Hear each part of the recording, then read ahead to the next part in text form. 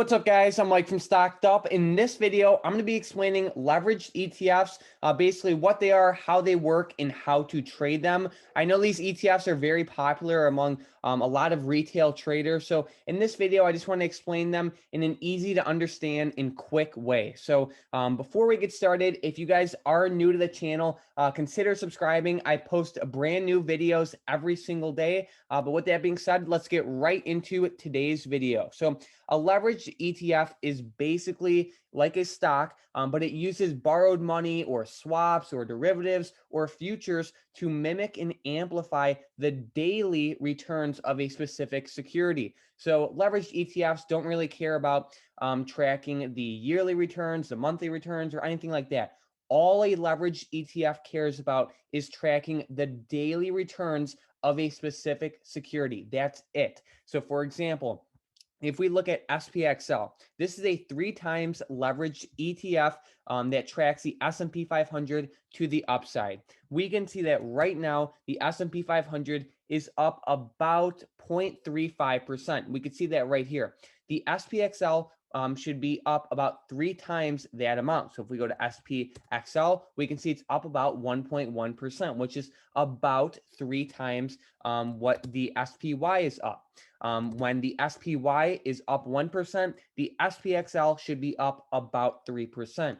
When the SPY is down 1%, the SPXL should be down about 3%. So it just follows the S&P 500, but amplified by 3. And this can be great for short-term trading, but it can be extremely dangerous for long-term investing. And we're going to get into that in a couple minutes. So there's also inverse leveraged ETFs. So for example, we have SPY, which is basically, the SPY is an ETF that tracks the S&P 500. But for this video, we'll just, use it as a reference of the S&P 500. And then we have the SPXS, which is a 3 times leveraged inverse ETF. So when the SPY is down 1%, the SPXS will be up about 3%. When the SPY is up 1%, the SPXS will be down about 3%. So there's also these things called like leveraged ETF pairs that we're going to get into at the end of the video. But I just wanted to cover that while we're on the topic of the SPXL and the S&P 500. So let's talk about why leveraged ETFs can be a horrible long-term investment. So these things were literally made for short-term speculative trading. That's it. They're not made to go up in the long term. As a matter of fact, they're actually made to lose value over time.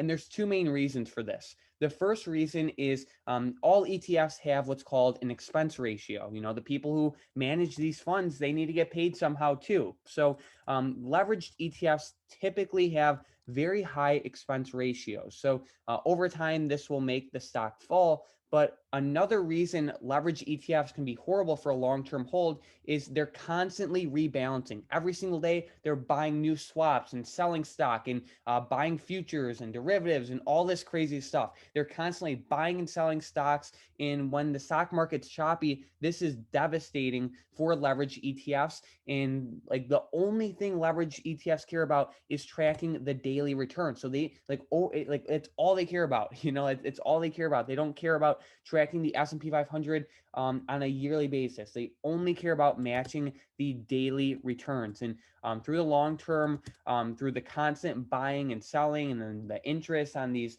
leveraged, with the derivatives and the swaps and all that, over time, it leads the stock to fall. So what leveraged ETFs do is very complex, and it's very complex, and it's not like all of it's not publicly known. So the main thing to take away is they're literally made to fall over time.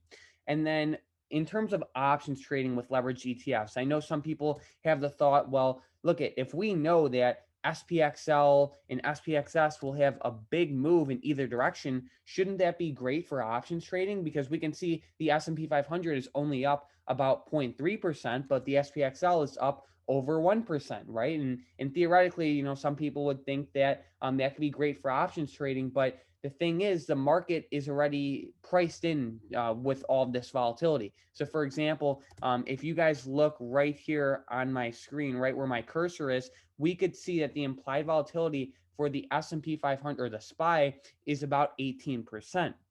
If we look at the SPXL, the implied volatility is about 53%. So the implied volatility is a lot higher, which basically just means their options are a lot more expensive. So there's really no advantage to trading leveraged ETFs options. The main thing to take away from leveraged ETFs is they're great for short-term speculative trading.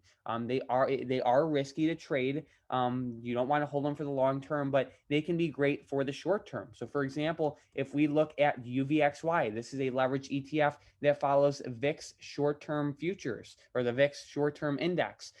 We can see back in March of 2020, this ETF went from about $11 to $135 in about a month. And we can see back in October, UVXY went from about $17 all the way up to 23. So leveraged ETFs can be great for short-term trading, but you definitely don't want to hold them for the long term. They can be very dangerous and they're literally made to lose value. So with the last thing, I just want to touch on leveraged ETF pairs.